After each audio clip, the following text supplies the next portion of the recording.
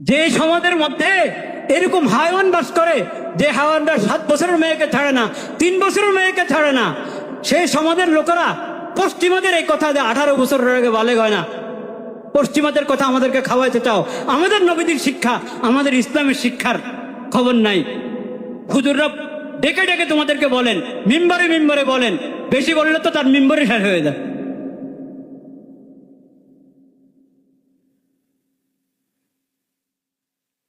পশ্চিমা সভ্যতা যেখানে আগাগোড়া অশ্লীলতার অপবিত্রতা, সেই সভ্যতা দেশের আইন বানাবা, সেই সভ্যতা দেশের শিক্ষা প্রতিষ্ঠান, সেই সভ্যতা দেশের সংস্কৃতি আর শান্তি আনবা। এভাবে শান্তি আসবে না। শান্তি আসবে ইসলামের শিক্ষার দ্বারায়, নবীজির সিরতের দ্বারায়। মনে রাখো, হুজুররা ওয়াজ করে যে যখন বয়স 7-8 বছর, কিন্তু দেখতে দেখতে কারো কুদৃষ্টিওয়ালাদের দাদার অন্তরে দোষ আছে, সমস্যা আছে, ব্যাধি আছে, তাদের জন্য আকর্ষণের কারণ হতে পারে। এখন তখন থেকে পর্দা করায় দাও, তখন থেকে কি করাও, পর্দা করাও। হ্যাঁ, আপনারা বলেন যে না 18 বছরের আগে তো বালেগ হয় না, 18 বছরের আগে বালেগ হয় না। যে সমাজের মধ্যে এরকম হাইওয়ান বাস করে, যে হাইওয়ানরা 7 বছরের মেয়েকে ছাড়ে না, 3 বছরের মেয়েকে ছাড়ে না, সেই সমাজের লোকেরা পশ্চিমাদের এই কথা যে 18 বছরের আগে বালেগ হয় না, পশ্চিমাদের কথা আমাদেরকে খাওয়াইতে চাও। আমাদের নবীদের শিক্ষা, আমাদের ইসলামের শিক্ষার খবর নাই। হুজুররা ডেকে ডেকে তোমাদেরকে বলেন, মিম্বরে মিম্বরে বলেন, বেশি বললে তো তার মিম্বরে শেষ হয়ে যায়।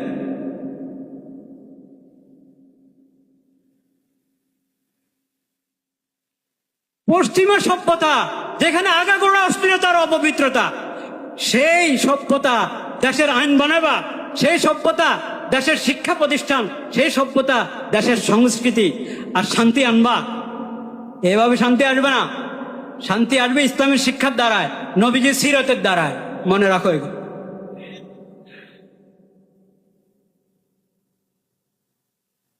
তো শরীয়ত তো বলেছেন, সূরাতুন নূরে পড়েন, আপনি সূরাতুন নূরের মধ্যে পড়েন, আল্লাহ তাআলা বলেছেন, হে নবী, আপনি মুমিন পুরুষদেরকে বলেন তারা যেন নজরের হেফাজত করে, দৃষ্টি নিচের দিকে রাখে, এদিক সেদিক না তাকায়, অপাত্রে না তাকায়। এবং মুমিন মহিলাদেরকে বলেন তারা যেন দৃষ্টির হেফাজত করে। এর পর্দা, চোখের পর্দা পুরুষ মহিলা উভয়ের জন্য কিনা, উভয় শ্রেণীর জন্য কিনা। নবীদের এই শিক্ষাটা আমাদের সংসদ ভবনে উচ্চারিত হওয়া দরকার কিনা, আমাদের মন্ত্রণালয়ে, আমাদের সচিবালয়ে উচ্চারিত হওয়া দরকার কিনা।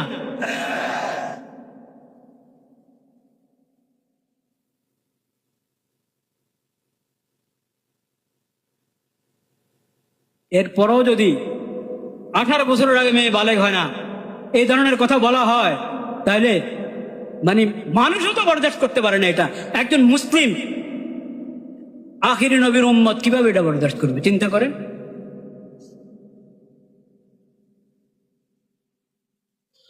লা ইলাহা ইল্লাল্লাহ। ভাইরা আমার,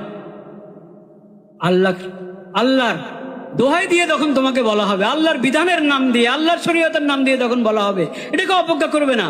তোমার অন্তরে ভয় আসতে হবে, তোমার অন্তরের মধ্যে, তোমার দিল, তোমার অন্তর ভয়ে প্রকম্পিত হতে হবে। ওয়াজিলাত। লা ইলাহা ইল্লাল্লাহ, আস্তাগফিরুল্লাহ, আস্তাগফিরুল্লাহ, আস্তাগফিরুল্লাহ।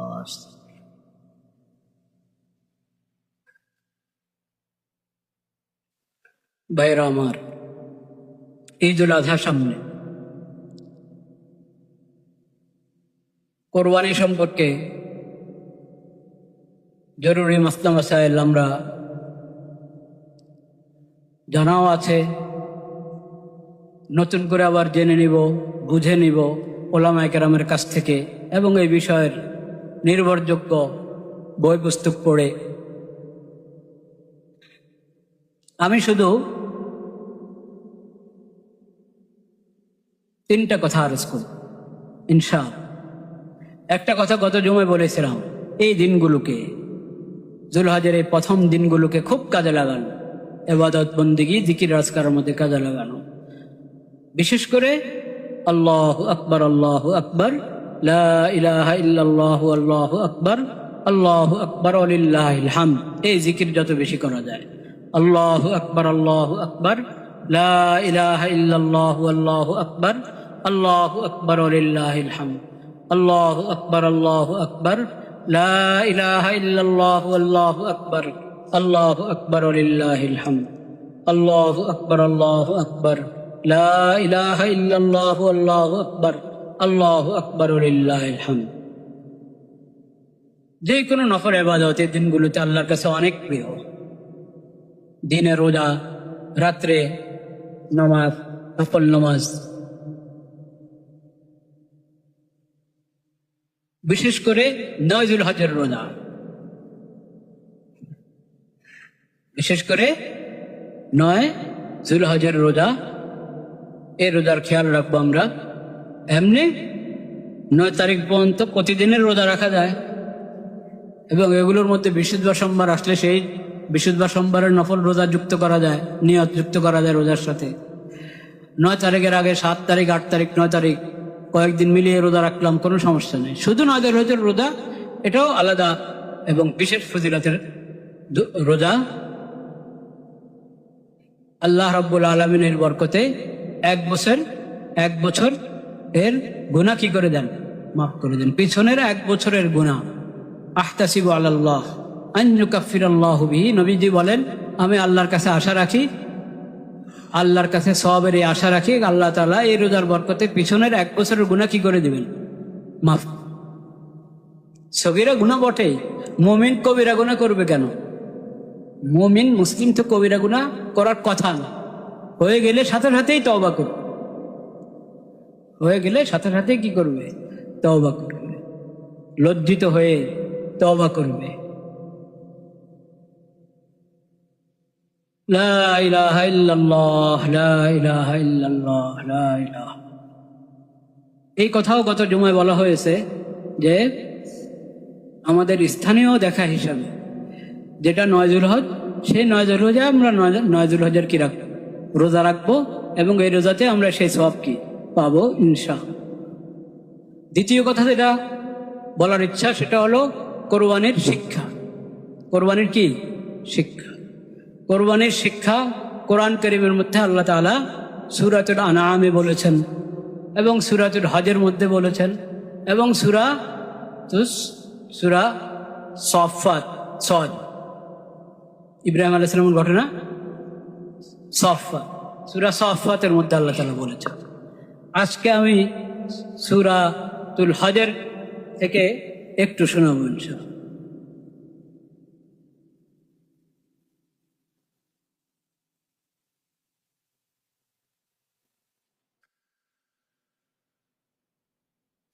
لا إله إلا الله، لا إله إلا الله. ولكل أمة جعلنا منسكا ليذكروا اسم الله على ما رزقهم من بهيمة الأنعام فإلهكم إله واحد فله أسلموا وبشر المخبتين الذين إذا ذكر الله وجلت قلوبهم والصابرين على ما أصابهم والمقيم الصلاة ومما رزقناهم ينفقون والبدن جعلناها لكم من شعائر الله لكم فيها خير فاذكروا اسم الله عليها صواف فإذا وجبت جنوبها فكلوا منها وأطعموا القانع والمعتر كذلك سخرناها لكم لعلكم تشكرون لن ينال الله لحومها دماؤها ولكن يناله التقوى منكم كذلك سخرها لكم لتكبروا الله على ما هداكم وبشر المحسنين الله أكبر الله أكبر لا إله إلا الله والله أكبر الله أكبر ولله الحمد. এখানে সূরাতুল হজ 22 নম্বর সূরা, এটা 17 নম্বর পারায় আল্লাহ রাব্বুল আলামিন কোরবানির প্রসঙ্গে আমাদেরকে স্মরণ করিয়ে দিয়েছেন শাআইরের কথা, ইসলামের প্রতীক, ইসলামের নিদর্শন, ইসলামের আলামত।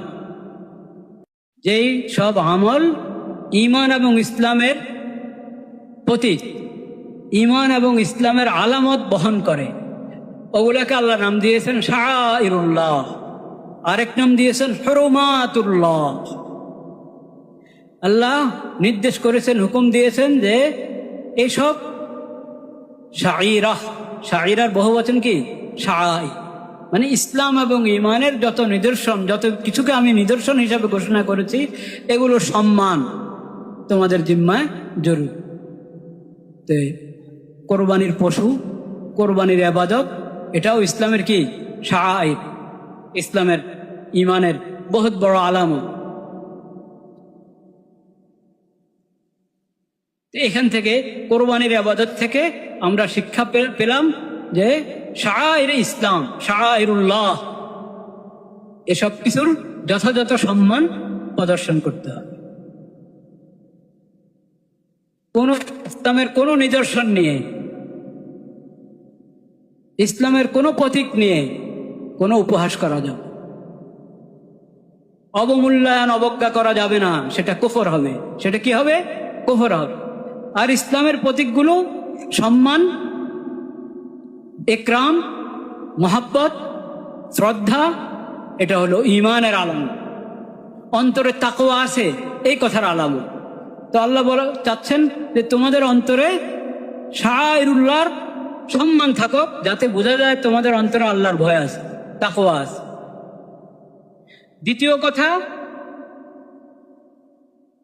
কোরবানির মাধ্যমে তাওহীদ এর শিক্ষা এবং আল্লাহর শরীয়তের আনুগত্যের শিক্ষা জিন্দা কর, তাওহীদের শিক্ষা, লা ইলাহা ইল্লাল্লাহ ইলাহুকুম ইলাহুন ওয়াহিদ ফালাহু আসলিমু।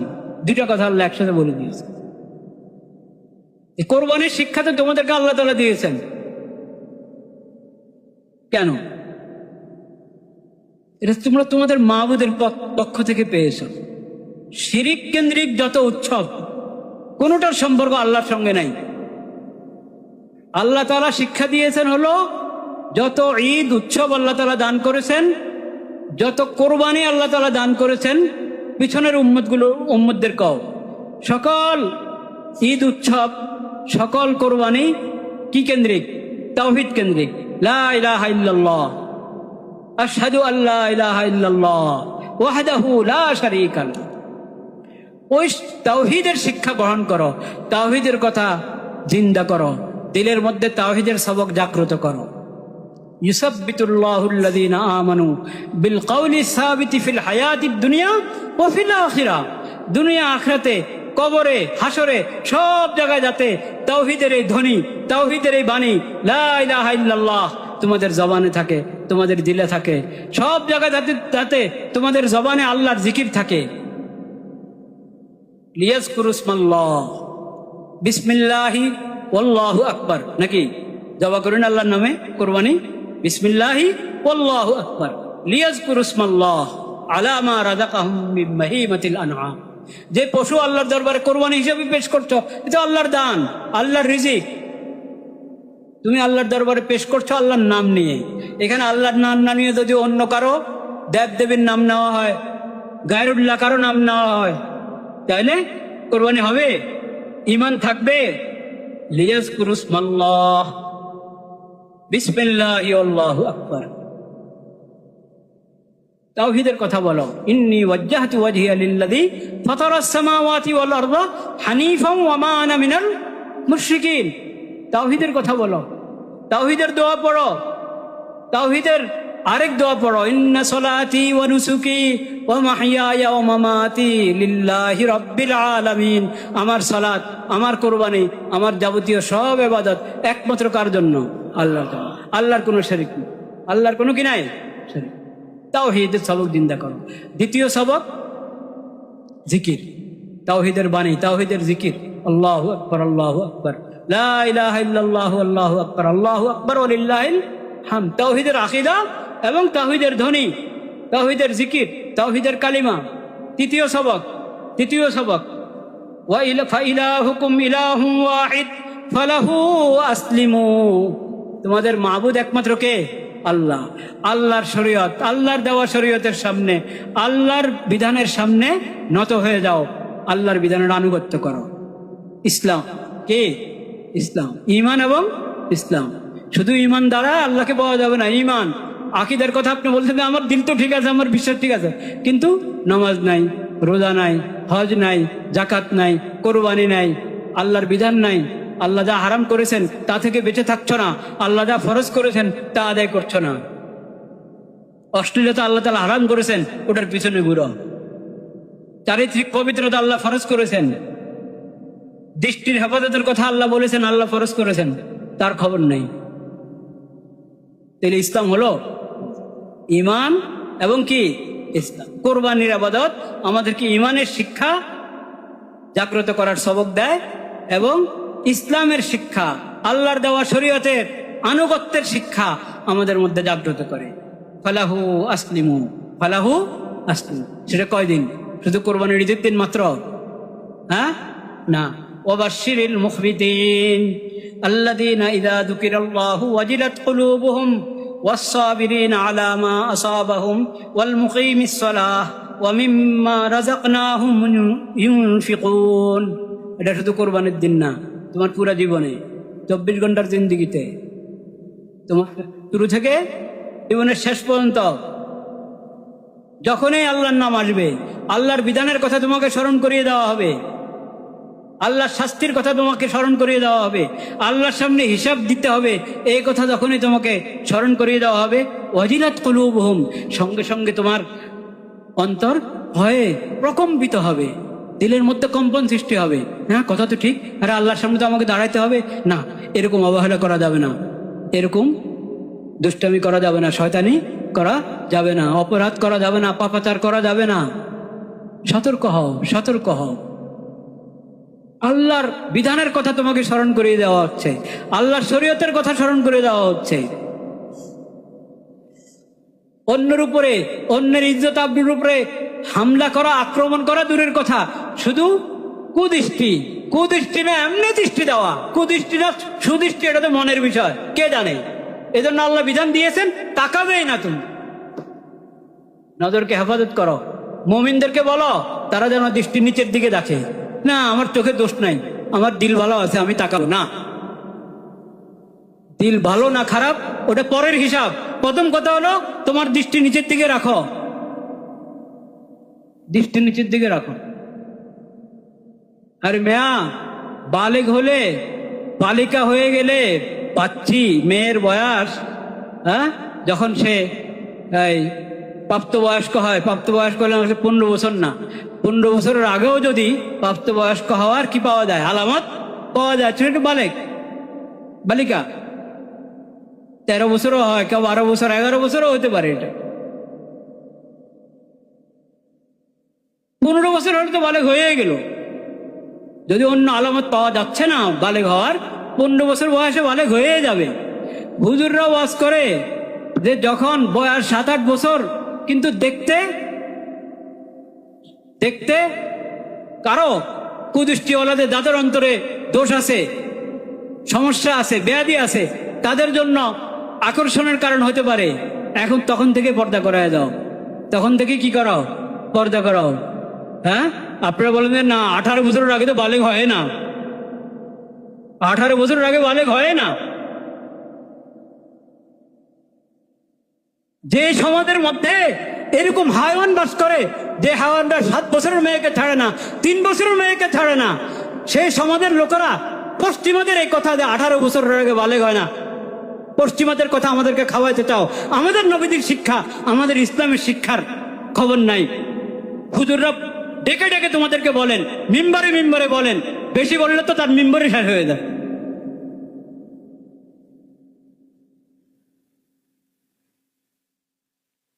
পশ্চিমা সভ্যতা যেখানে আগাগোড়া অশ্লীলতার অপবিত্রতা, সেই সভ্যতা দেশের আইন বানাবা, সেই সভ্যতা দেশের শিক্ষা প্রতিষ্ঠান, সেই সভ্যতা দেশের সংস্কৃতি আর শান্তি আনবা। এভাবে শান্তি আসবে না, শান্তি আসবে ইসলামের শিক্ষার দ্বারায়, নবীজির সিরাতের দ্বারায়। মনে রাখো এগুলো।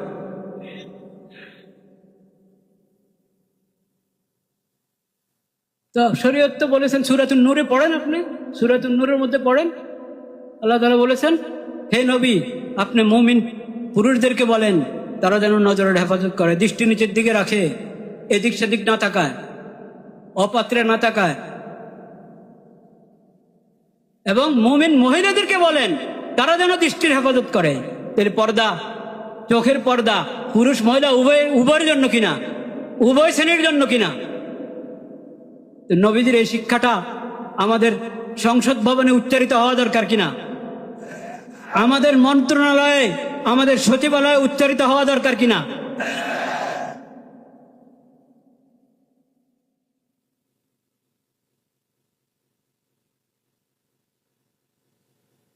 এরপরও যদি 18 বছরের আগে মেয়ে বালেগ হয় না, এই ধরনের কথা বলা হয়, তাহলে মানে মানুষও তো বরদাস্ত করতে পারে না। এটা একজন মুসলিম আখিরি নবীর উম্মত কিভাবে এটা বরদাস্ত করবে চিন্তা করেন।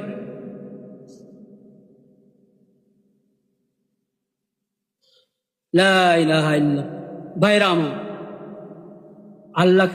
আল্লাহর দোহাই দিয়ে যখন তোমাকে বলা হবে, আল্লাহর বিধানের নাম দিয়ে, আল্লাহর শরীয়তের নাম দিয়ে যখন বলা হবে, এটাকে অবজ্ঞা করবে না। তোমার অন্তরে ভয় আসতে হবে, তোমার অন্তরের মধ্যে, তোমার দিল, তোমার অন্তর ভয়ে প্রকম্পিত হতে হবে। ওয়াজিলাত কুলুবুহুম ওয়াস-সাবিরিনা আলা মা আসাবাহুম ওয়াল মুকিমিস সালাহ ওয়া মিম্মা রাযাকনাহুম ইউনফিকুন।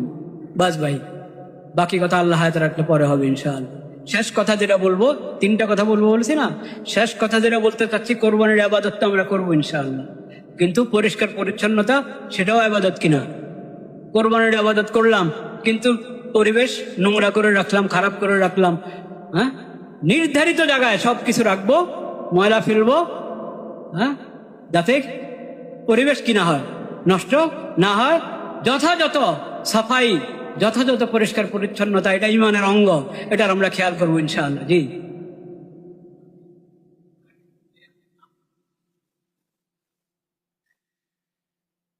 এক ভাই মাসালা জিজ্ঞেস করেছেন যে অনেক সময় দেখা যায় গরু শোয়ালো, গরু শোয়া ধরে রেখেছে, এখন জবা যিনি করবেন বিসমিল্লাহ আল্লাহ করে জবা করবেন, ছুরি দেওয়ার আগে গরু শোয়া রেখে নামগুলো পড়তে থাকে। 7 ভাগ, মনে করেন 7 ভাগ 6 ভাগ দেবে, কার কার অংশ এটা নাম পড়তে থাকে। আরে ভাই, এই নাম আপনি আগে পড়েন, গরু শোয়াবার আগে নামগুলো বলেন, আর কাগজ দেখে থেকে বলার দরকার নাই।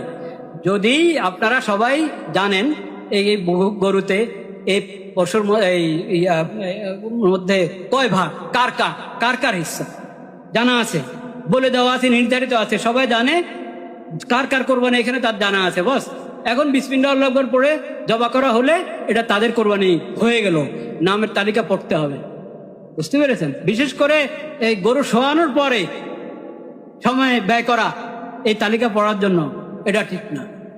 সব প্রস্তুত রাখবেন, প্রস্তুত হয়ে গরু বা যেই জানোয়ারে আমরা জবা করছি, হ্যাঁ, এবং ধারালো ছুরি ব্যবহার করতে, যাতে কষ্ট না পায়, যাতে কি কষ্ট না।